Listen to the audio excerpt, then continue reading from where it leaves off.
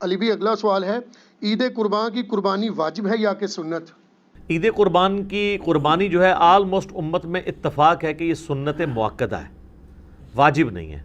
صرف حنفی تھوڑے سے اس معاملے میں سختی کا شکار ہوئے ہیں، اور وہ سختی ان کی حدیث کے ظاہری الفاظ پہ دیکھا جائے تو کسی حد تک جسٹیفائی بھی ہے۔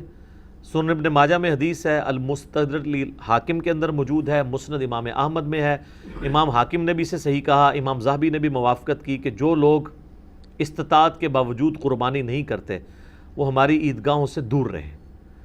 تو اس میں چونکہ ایک وعید ہے، اس کی وجہ سے امام حنیفہ کا یہ موقف ہے کہ عید قربان کی قربانی واجب ہے۔ لیکن ہم پہلے بھی آپ کو بتاتے ہیں کہ احادیث کو آپ نے صحابہ کے فہم کے مطابق دیکھ کے چلنا ہے، سلف کے فہم کے مطابق نہیں، صحابہ کے فہم کے مطابق۔ سلف تو امام حنیفہ بھی ہیں، انہوں نے فہم غلط لے لیا ہے، تو سلف کے فہم سے مراد ہے صحابہ کا فہم۔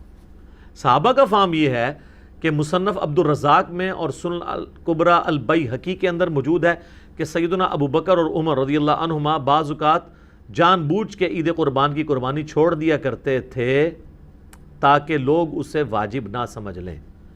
تو عید قربان کی قربانی سنت ہے، واجب نہیں۔ اہل تشیع کے ہاں بھی یہ سنت ہے، واجب نہیں ہے۔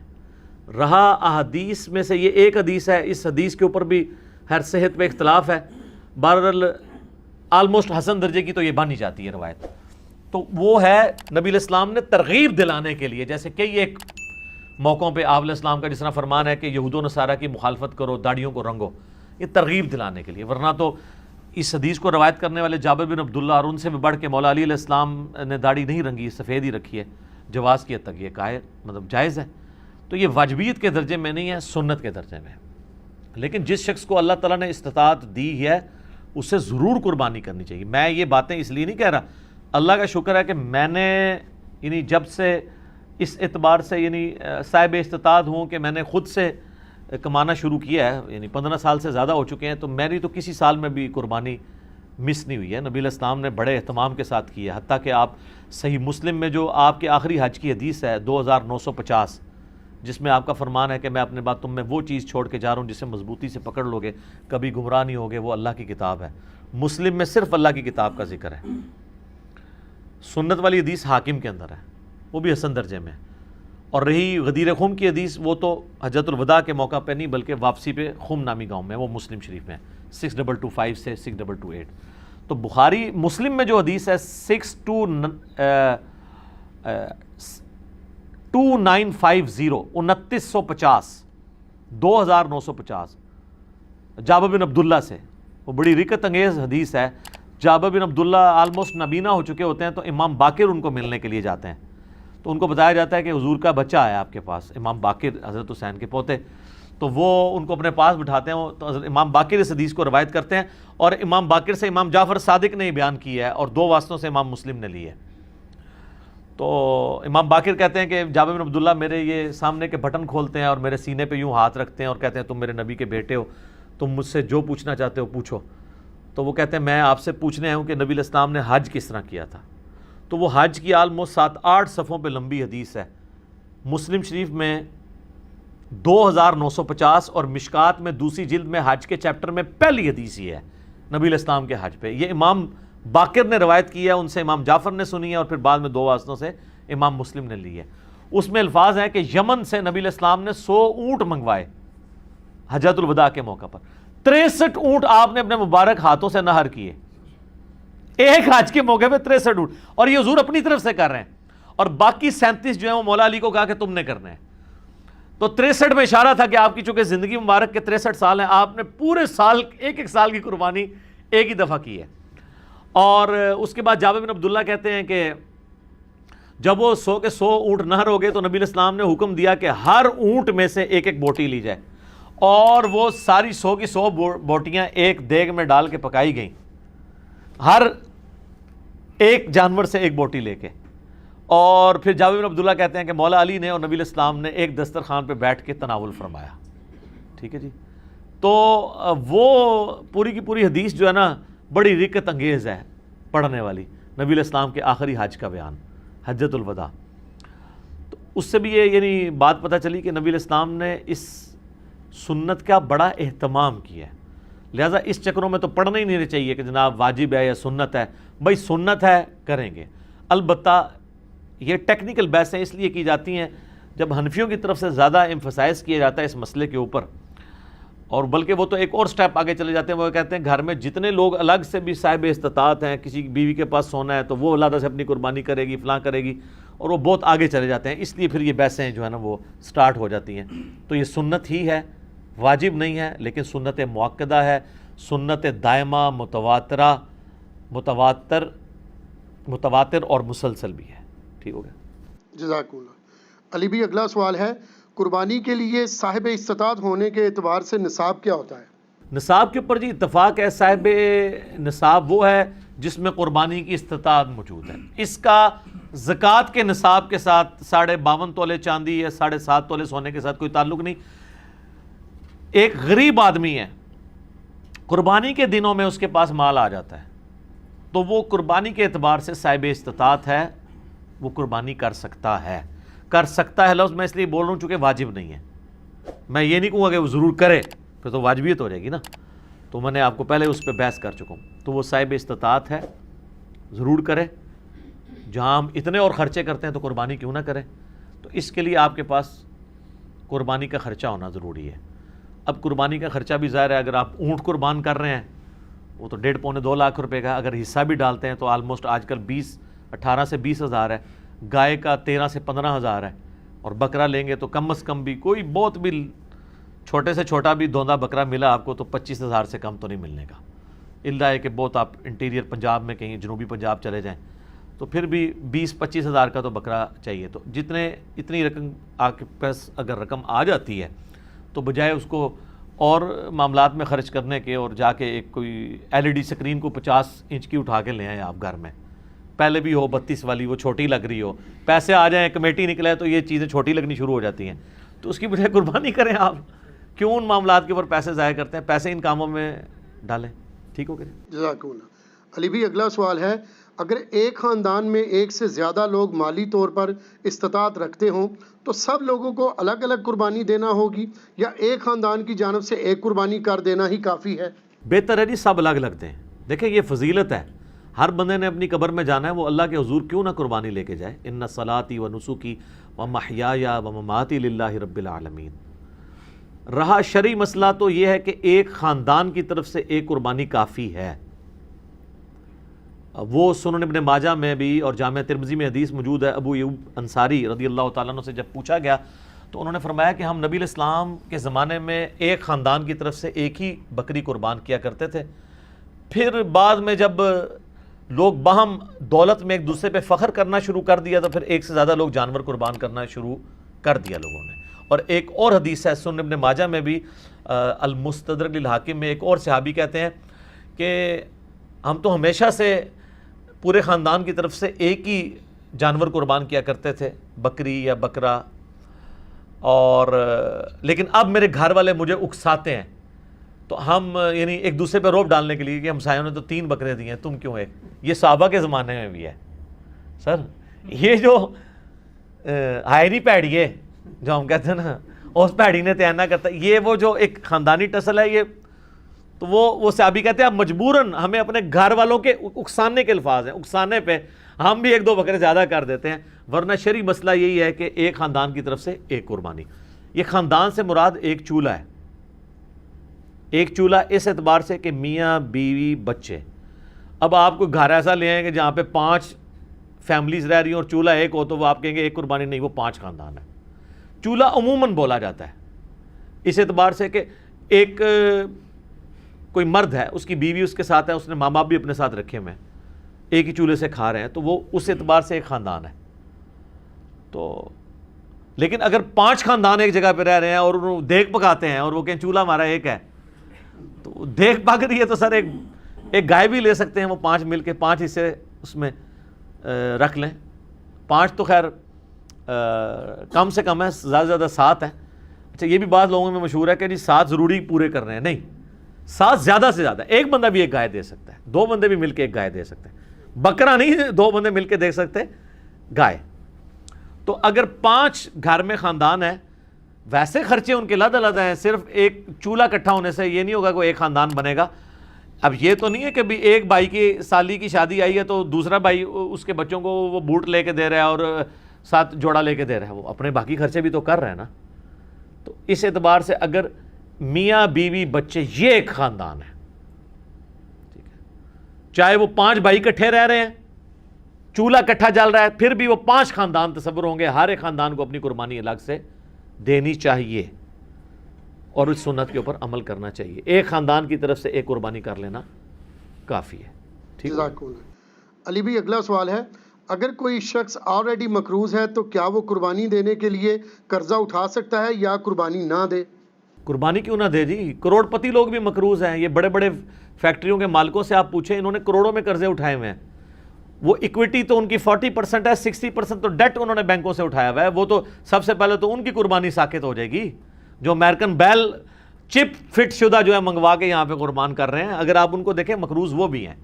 یہ قرضہ جو ہے یہ عارضی قرضہ ہے. یہ اس قرضے کو وہ قرضہ نہیں کہا جاتا کہ جس کی بنیاد پہ قرضہ یہ ہے کہ ایک بندہ قرضے کے تلے اس طرح دب گیا کہ اس کی 2 وقت کی روٹی محال ہو گئی ہے اور وہ روکی سوکی کھا کے گزارا کر رہا ہے, اس کو مقروض کہا جاتا ہے. کروڑ پتی لوگوں کو مقروض نہیں کہا جاتا.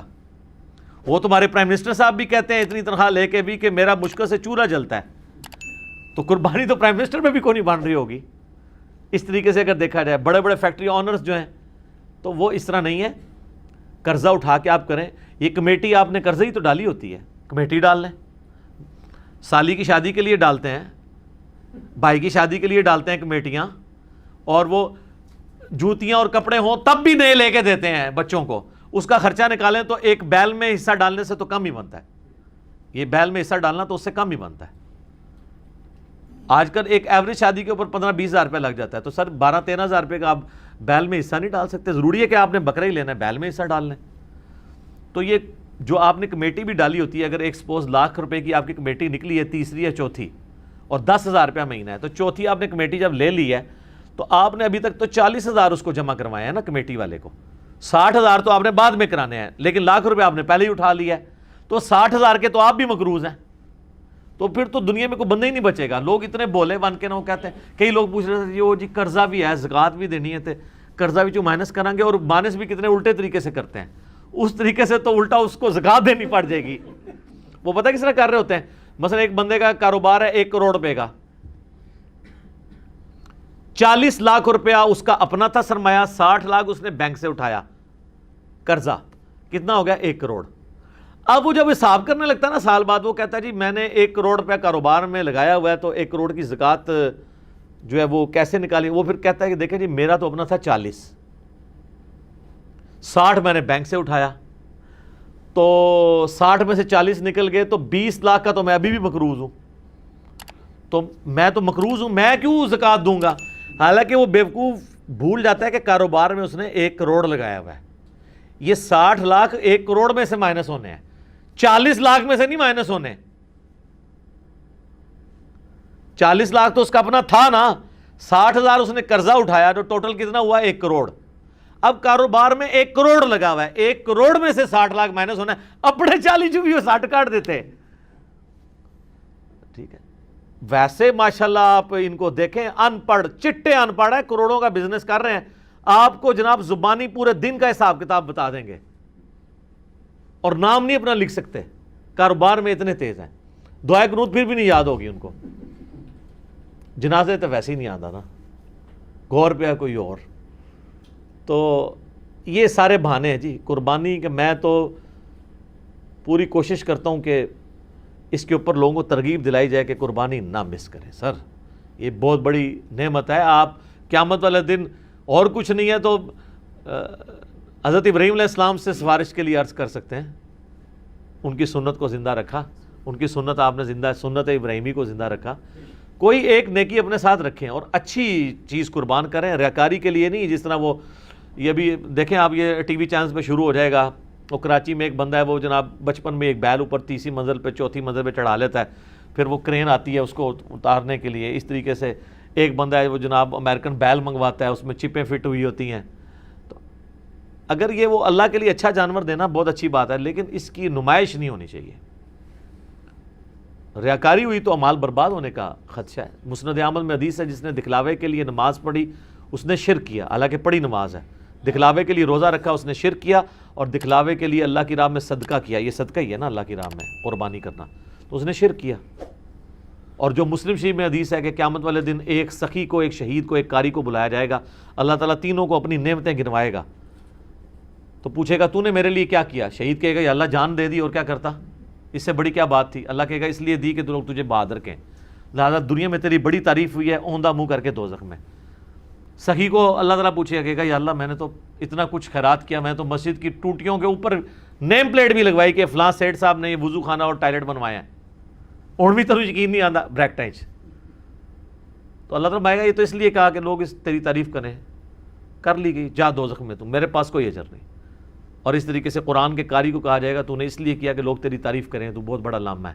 تو تجھے دنیا میں لوگوں نے ماشاءاللہ اتنی مدہ ذلہ دامت برکاتم عالیہ اور حافظہ اللہ، آیت اللہ، یادگار اسلاف نہ لکھا کرو، مطلب پتا کیا ہے کہ جڈا وڈا فراڈیا ہے نا، یہ اسلاف بھی ایڈے وڈے فراڈیے سن، یہ انہوں نے یاد ہی تازہ کر رہے ہیں نا، یہ تو اتنا خطرناک جملہ ہے نا، لکھا کرو۔ میرا دماغ ہوئے پاسے ٹوٹ جاتا ہے کہ یار یہ یادگار اسلاف اگر یہ ہے تو یہ مطلب ہے جو میں سوچتا ہوں کہ پچھلے بھی یہی کچھ کرتے رہے ہیں اور یہ انہی کی یاد تازہ کر رہا ہے، تو یہ مطلب یہ انہی کی جائز روحانی اولاد ہے۔ یادگار اسلاف نہ لکھا کرو، ٹھیک ہے، اگر اسلاف کو آپ نے بچانا ہے تو۔ اور یہ باتیں کرنا صرف آسان ہے، دین کے اوپر چلنا بڑا مشکل کام ہے۔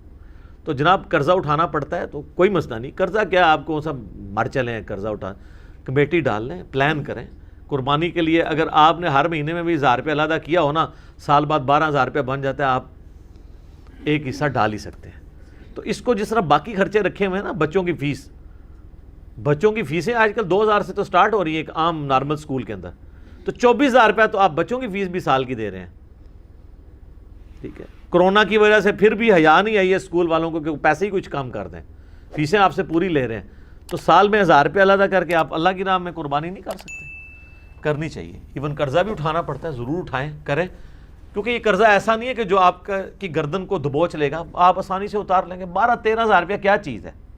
اب اس چکر میں نہ پڑ جائے کہ میں نے جا کے 50,000 روپے دی کوئی بیتل بکری جا کے لینی ہے، تو وہ تو ظاہر ہے اتنا بڑا ہاتھ بھی نہ ڈالیں آپ، ٹھیک ہے، نارمل قربانی کر لیں جو آپ گھر میں۔ اچھا بعض لوگ ہیں گھر میں موٹا گوشت کھانے کو عیب اور گالی سمجھتے ہیں، اور جب قربانی کا موقع آتا ہے تو وہ بڑے گوشت میں حصہ ڈال دیتے ہیں پیسے بچانے کے لیے۔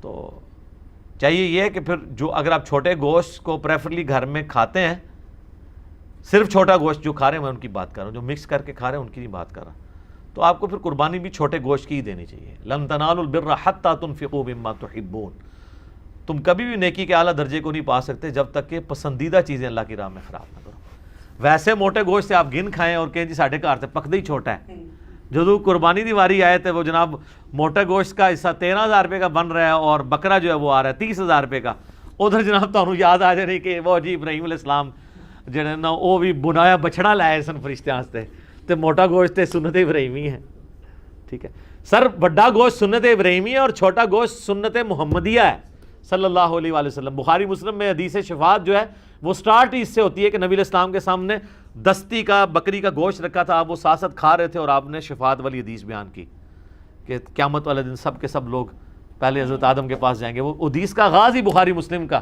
اس سے ہوتا ہے، اور اس سے یہ بھی ثابت ہوا کہ کھانا کھاتے ہوئے گفتگو کرنا سنت ہے، لیکن یہ اس میں احتیاط بھی ہے۔ بعض لوگ بہت بڑے بڑے نوالے لیتے ہیں، ساتھ گفتگو کرتے ہیں، بعض کا سانس کی نالی میں چلا جائے نا تو لگ پتہ جانا جائے۔